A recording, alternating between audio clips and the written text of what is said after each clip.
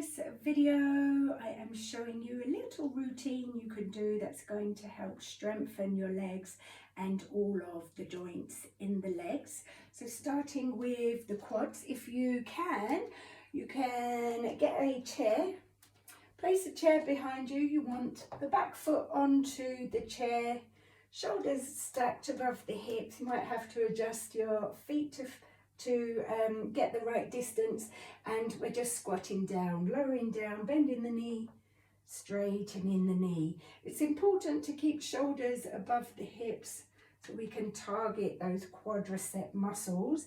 I know for me, if I bend the knee beyond the toes, it feels a bit wobbly and destabilizing for the knee. So I work on keeping the knee just in line with the end of the toes, sinking down, pushing back up. Do use a wall for support if you're a little wobbly.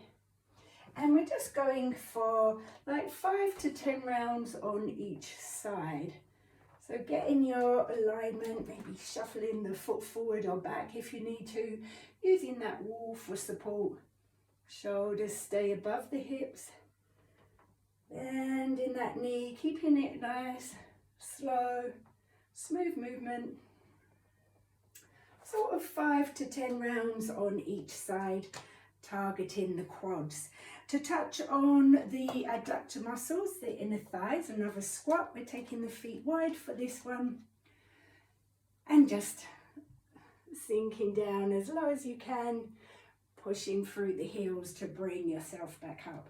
We want to be leading with the bottom. Imagine you're looking for a chair with your bum and pushing in the heels to bring yourself back up. Work on keeping the shoulders in line with the ankle joints so we don't create problems in the back.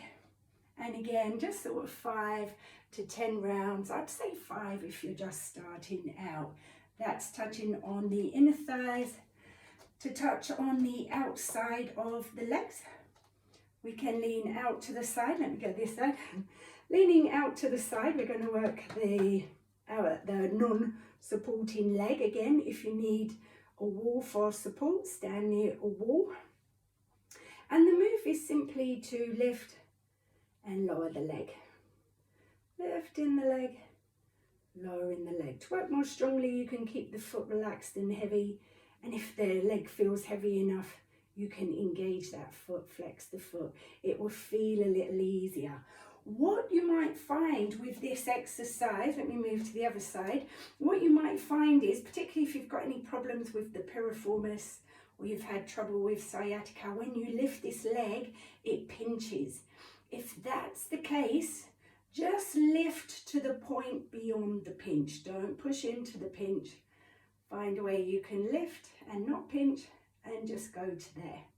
So touching on the outer legs, the IT bands, and last of all, really focusing on the back of the legs and the glutes for this one-legged squat.